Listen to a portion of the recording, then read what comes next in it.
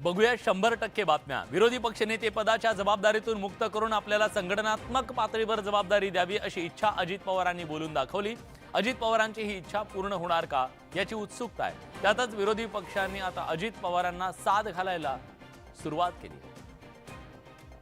विरोधी पक्षनेते असलेल्या अजित पवारांना राष्ट्रवादी काँग्रेसमध्ये संघटनात्मक पातळीवर जबाबदारी हवी आहे। अवघ्या 1.25 वर्षावर विधानसभा निवडणुका आल्यात। या निवडणुकांमध्ये अजित पवारांना फ्रंटफूटवर राहून पक्षाचा प्रचार करायचा आहे। या प्रकरणी संघटनात्मक पातळीवर निर्णय घेतला जाईल असं सुप्रिया सुळेंनी स्पष्ट केलं। दादा ती इच्छा व्यक्त करतोय, ही खूप आनंदाची आणि समाधानाची गोष्ट। प्रदेशाध्यक्षपदासाठी त्यांचा नावाचा विचार होऊ शकतो अशी चर्चा आहे। नाही, मला असं वाटतं हा पक्षाचा अंतर्गत विषय आहे। सुप्रिया सुळेंकडे कार्याध्यक्ष पदाची जबाबदारी दिल्यापासून अजित पवार नाराज असल्याची चर्चा सुरू होती। त्यातच अजित पवारांनी संघटनात्मक जबाबदारी मागितल्यानं राष्ट्रवादीत सर्व काही आलबेल नसल्याचं स्पष्ट झालं। वर्धापन दिनानिमित्तच्या त्या राजीनामा नाट्यातल्या वाकयुद्धानंतर आता वर्धापन दिनी शीतयुद्ध सुरू झालेलं आहे।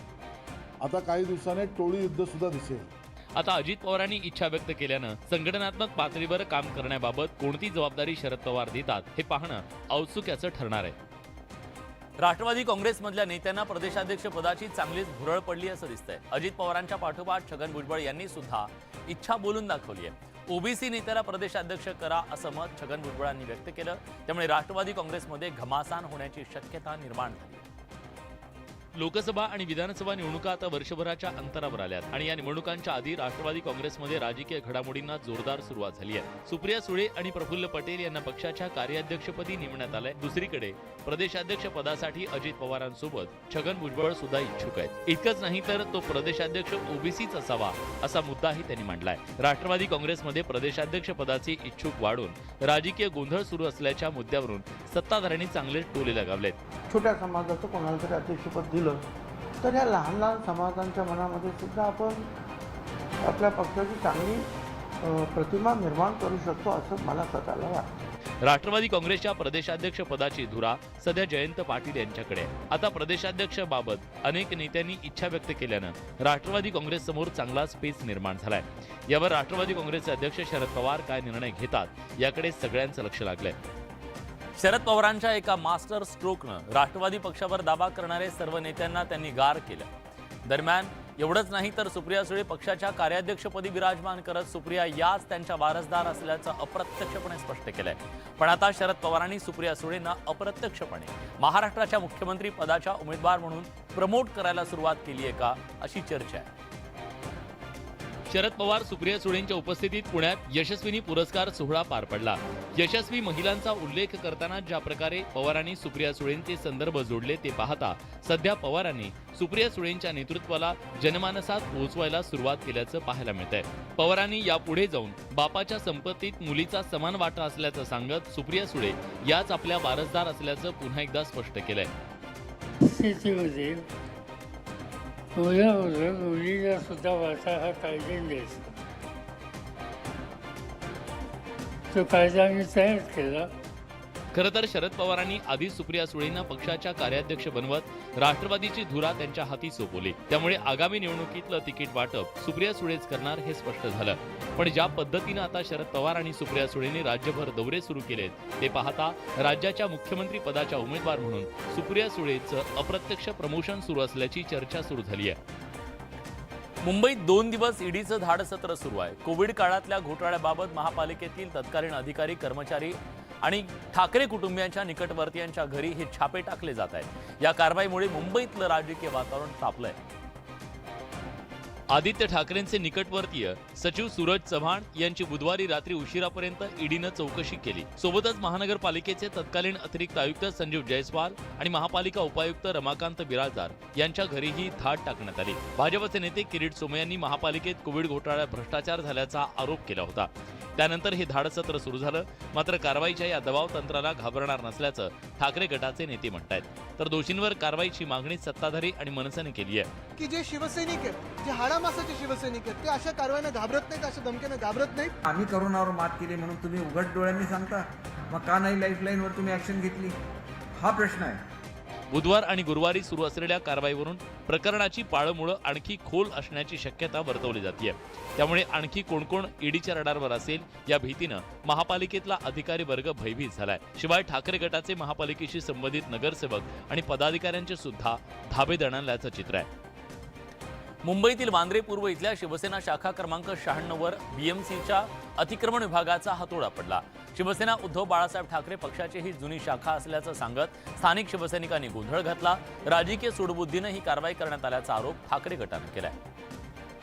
वांद्रे पूर्व स्थानकाबाहेरच्या रस्त्याला शिवसेना उद्धव बाळासाहेब ठाकरे पक्षाची जुनी वॉर्ड क्रमांक 96 ची शाखा होती. या शाखेवर सकाळी बीएमसीच्या अतिक्रमण विभागाचा हातोडा पडला. आधी शाखेतील सामान बाहेर काढण्यात आलं. त्यानंतर बुलडोझरनं शाखेचं बांधकाम तोडण्यात आलं.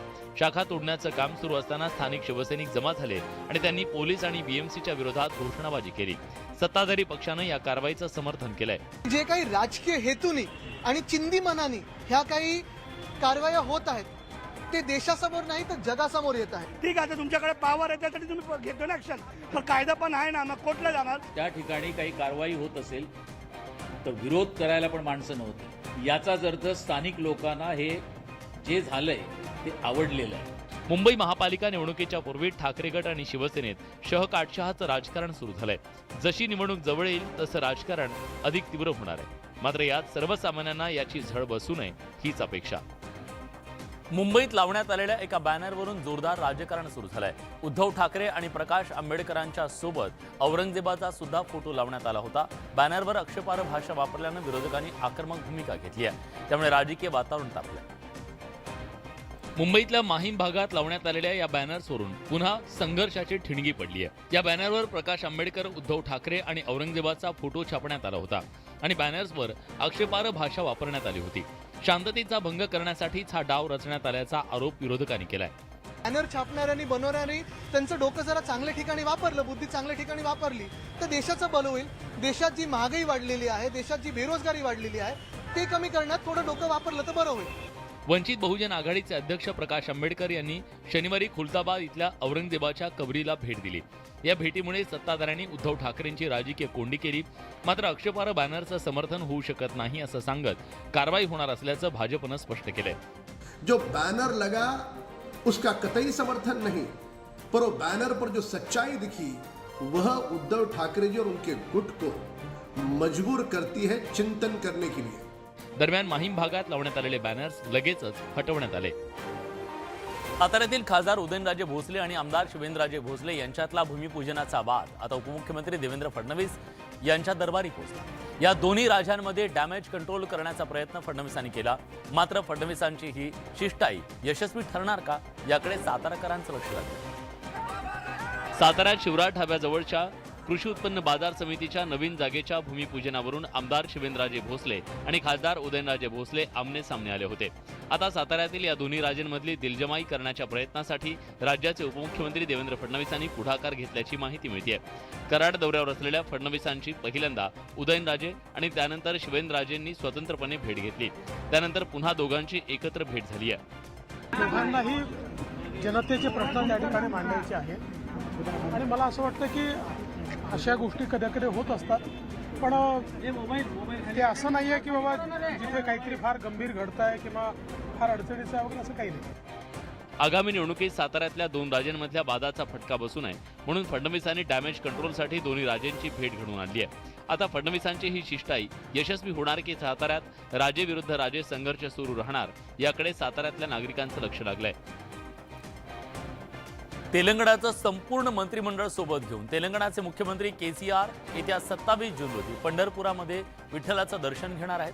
केसीआर यांनी जरूर पंढरपुरात यावं, मात्र राजकारण करू नये अशी प्रतिक्रिया राज्याचे उपमुख्यमंत्री देवेंद्र फडणवीस यांनी दिली आहे. के चंद्रशेखर राव यांच्या बीआरएस पक्षानं मराठवाड्यात मोठ्या जाहीर सभा घेत जोरदार शक्ती प्रदर्शन केलं. केसीआर यांच्या पक्षात राज्यातील अनेक नेते दाखल झाले. आता हेच केसीआर आपल्या संपूर्ण मंत्रिमंडळासह येत्या 27 जून रोजी पंढरपुरात विठ्ठलाच्या दर्शनाला येत आहेत. यावेळी ते जोरदार शक्ती प्रदर्शनही करणार असल्याचं कळतंय. 27 तारखेला केसीआर साहेब पंढरपूरला विठोबारायाच्या दर्शनाला येत आहे. दरम्यान बीआरएस आणि वंचितकडे दुर्लक्ष करून चालणार नाही असा इशारा अजित पवारांनी नुकता दिला. तर पंढरपूरमध्ये दर्शनासाठी येणाऱ्या प्रत्येकाचं स्वागतच, केवळ राजकारण करू नये असा टोला फडणवीसांनी लगावला. उद्याच्या निवडणुकीमध्ये BRS आणि वंचित त्यांना दुर्लक्षित करून आपल्याला चालणार नाही. कोणालाही पंढरपूरला येता येईल. पंढरपूरला सगळ्यांचं स्वागत आहे. फक्त राजकारणाकरता कोणी येऊ नये. केसीआर यांचा BRS सध्या राज्यात वेगानं हातपाय पसरतोय. त्याचा फटका कोणाला बसणार याची चर्चा आत्तापासूनच सुरू झाली आहे. बदल्यांवरून सत्ताधारी आणि विरोधकांमध्ये नेहमीच आरोप प्रत्यारोप होत असतात. यावेळी सुद्धा बदल्यांवरून संदीपान भुमरे आणि जितेंद्र आव्हाड यांच्यामध्ये जोरदार जुंपली आहे. रोजगार हमी योजना मंत्री संदीपान भुमरे यांच्यावर राष्ट्रवादी काँग्रेसचे आमदार जितेंद्र आव्हाड यांनी तोफ टाकली आहे. संदीपान भुमरेंनी मुख्यमंत्र्यांकडून बदल्यांचे सर्वाधिक पत्र घेतल्याचा आरोप जितेंद्र आव्हाडांनी केला. आव्हाड एवढ्यावरच थांबले नाही तर त्यांनी संदीपान भुमरे यांच्या विभागाबाबत किती बोलतात असा प्रश्नही उपस्थित केला. मंत्रिपद मिळावं यासाठी संदीपान भुमरे उद्धव ठाकरेंना काय काय बोलले होते हे सांगायचं का असं वक्तव्य हे जितेंद्र आव्हाडांनी केलं. जितेंद्र आव्हाडांनी केलेले आरोप हास्यास्पद असल्याचा टोला संदीपान भुमरेंनी लगावलाय. संदीपान भुमरे हे आपल्या मतदारसंघाच्या बाहेर किती ओळखले जातात ते त्यांनी स्वतःलाच विचारलं. मला आस्थापनाच नाही तर मी बदली कशी करीन कोणाची? मला ओसनवारीवर घ्यावं लागते काय? जितेंद्र आव्हाडांनी केलेले आरोप संदीपान भुमरेंनी खोडून काढले. त्यामुळे फक्त सनसनाटी निर्माण करण्यासाठी हे आरोप केले जातात का असा प्रश्न आता विचारला जातोय. राज्यात गेल्या काही महिन्यांपासून गांजत असलेल्या जुन्या पेन्शनबद्दल राज्य सरकार एक महत्त्वाचा निर्णय घेणार असून लवकरच जुनी पेन्शन योजनेवर तोडगा निघण्याची शक्यता आहे. जुनी पेन्शन योजना लागू करण्यासंदर्भात सरकारनं त्रिसदस्यीय समिती नेमली. या समितीसमोर अधिकारी कर्मचारी महासंघाची सकारात्मक चर्चा झाल्याचं कळतंय. समिती जुन्या पेन्शन योजनेबाबत 31 जुलै रोजी अंतिम अहवाल तयार करून मुख्यमंत्री आणि उपमुख्यमंत्र्यांना सादर करणार आहे. या अहवालानंतर काही दिवसातच जुन्या पेन्शन योजनेप्रमाणे सरकारी कर्मचाऱ्यांना आर्थिक संरक्षण लागू होणार असल्याचं कळतंय. त्यामुळे राज्यातील लाखो कर्मचाऱ्यांची जुनी पेन्शन योजनेची मागणी सरकारकडून मान्य केली जाईल असं कळतंय. गेल्या काही अधिवेशनात जुनी पेन्शन योजनेचा मुद्दा चांगलाच गाजला होता. कर्मचाऱ्यांनी त्यानंतर संपाचं हत्यारही उपसलं होतं. कोकण किनारपट्टी, मध्य महाराष्ट्र आणि विदर्भात उद्यापासून मान्सूनच्या सरी बरसण्याची शक्यता आहे. तर 24 आणि 25 जून नंतर पावसाचा जोर अधिक वाढण्याचा अंदाज हवामान विभागानं वर्तवलाय. मराठवाड्यातील काही भागामध्ये मेघगर्जनेसह पावसाची शक्यता आहे. मान्सूनचं केरळमध्ये गेल्या 8 जूनला आगमन झालं. त्यानंतर मार्गक्रमण करत असताना तळ कोकणात येत्या 11 जूनला मान्सूनचं आगमन झालं. मात्र त्याचवेळी बिपरजॉय चक्रीवादळाच्या प्रभावानं मान्सूनचा प्रवास थांबला होता. आता पुन्हा एकदा कोकणात मान्सूनसाठी पोषक परिस्थिती निर्माण होतीये. येत्या 24 तासात कोकण किनारपट्टी आणि मध्य महाराष्ट्रात पावसाच्या सरी कोसळण्याचा अंदाज आहे. जूनच्या शेवटच्या आठवड्यापर्यंत मान्सून सर्वत्र दाखल होईल असा अंदाज वर्तवण्यात आलाय. पावसाचं आगमन लांबल्यानं राज्यातला खरीप हंगाम अडचणीत आलाय. उद्यापासून पावसाला सुरुवात होण्याची शक्यता असली तरी पेरणी योग्य पाऊस झाल्याशिवाय पेरणी करू नये असं आवाहन कृषी विभागाकडून करण्यात येत आहे. मान्सूनच्या आगमनाची सातत्यानं वर्दी दिली जात असली तरी मान्सून मात्र अजून बरसलेला नाहीये. पाऊस लांबल्यानं राज्यातल्या शेतकऱ्यांची पेरणी खोळंबली आहे. पेरणीपूर्वी मशागतीची कामं पूर्ण झाली. बळीराजा आता आकाशाकडे डोळे लावून बसलाय, पावसाची प्रतीक्षा करतो. मृग नक्षत्रासह जून महिना संपत आला तरी नियमित पावसाचा पत्ता नसल्यानं बळीराजा हवालदिल झालाय. ज्यांच्याकडे पाणी होतं त्यांनी दरवर्षीप्रमाणे पेरणी केली खरी, पण दिवसभर पडणाऱ्या कडकडीत उन्हानं ती रोपं सुद्धा करपायची स्थिती निर्माण झाली आहे. एकट्या जळगाव जिल्ह्यात 18 जूनपर्यंत फक्त 6% पेरणी पूर्ण झाली. तर आतापर्यंत फक्त 17 मिलीमीटर पाऊस पडलाय. अजून आठवडाभर पाऊस पडला नाही तर उपासमारीची वेळ येईल अशी भीती शेतकरी व्यक्त करतोय. आणि शेतकऱ्याचा जरासा काहीतरी विचार करा. शेतकऱ्यावर भयानक मोठं संकट आलेलं आहे. शेतीच्या पेरण्यांसोबतच मालेगावात वन विभागाच्या 5 लाख वृक्षरोपांच्या लागवडीला सुद्धा ब्रेक लागलाय.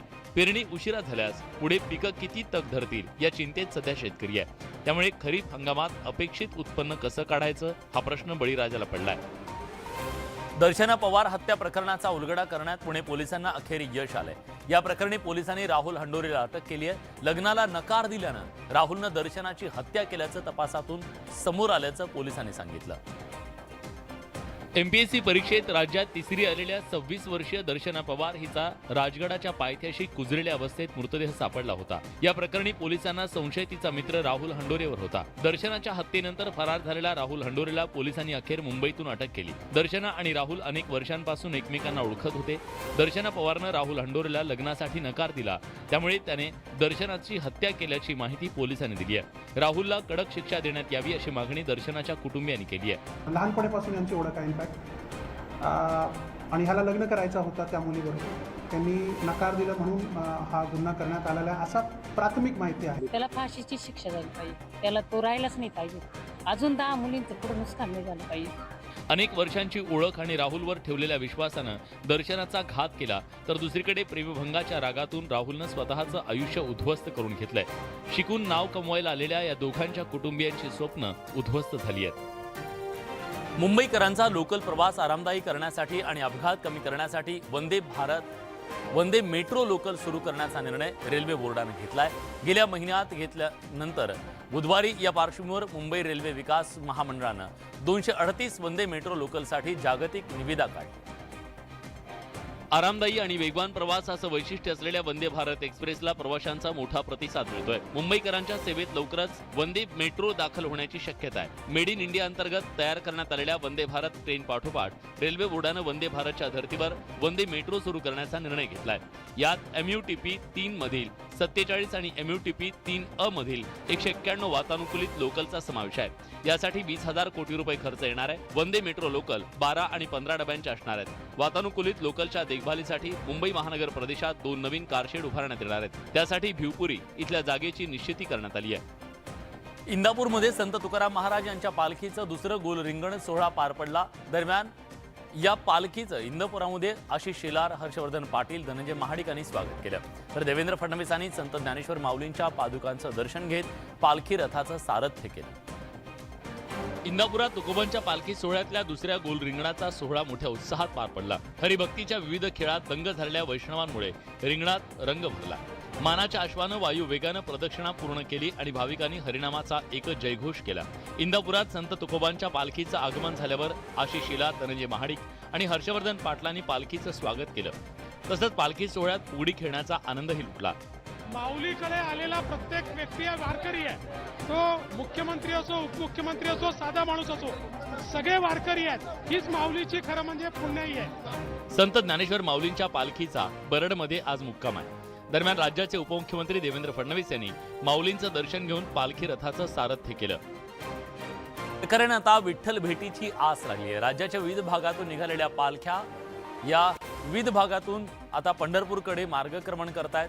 विठ्ठल नामाचा गजर यावेळी वारकऱ्यांकडून केला जातोय. गणगड गणात बोते विठ्ठल नामाचा जयघोष करत 350 किलोमीटर अंतरावरून श्रीश्रेष्ठ संत गजानन महाराजांची पालखी सोलापुरात दाखल झाली. पांढऱ्या शुभ्र वेशातील वारकरी आणि भगवे झेंडे सगळ्यांचं लक्ष वेधून घेत होते. सोलापुरात फुलांच्या पाकळ्या पांघरून संत गजानन महाराजांचं स्वागत केलं गेलं. सोलापूरकरांनी श्री गजानन महाराजांच्या पालखीचं मोठ्या जल्लोषात आणि भक्तिमय वातावरणात स्वागत केलं. या स्वागताच्या वेळी सोलापूर शहर मध्यचे आमदार प्रणिती शिंदे, सोलापूर महानगरपालिकेच्या आयुक्त शीतल तेली उगले यांनी फुगडीचा आनंद घेतला.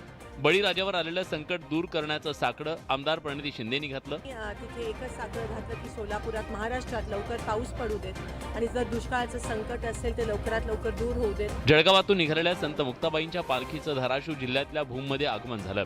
या पालखीचं भूमवासियांनी जोरदार स्वागत केलं. मुक्ताईंचं दर्शन घेण्यासाठी भूममधल्या नागरिकांनी मोठी गर्दी केली होती. तर या होत्या राज्यातल्या, देशातल्या, जगभरातल्या महत्त्वाच्या बातम्या. 100% बातम्या. आमचं हे ब्रेथलेस आणि ब्रेकलेस बुलेटिन तुम्हाला कसं वाटतंय जरूर कळवा. बुलेटिनमध्ये आपण इथेच थांबतोय. ताज्या घडामोडींसाठी बघत रहा न्यूज 18 लोकमत.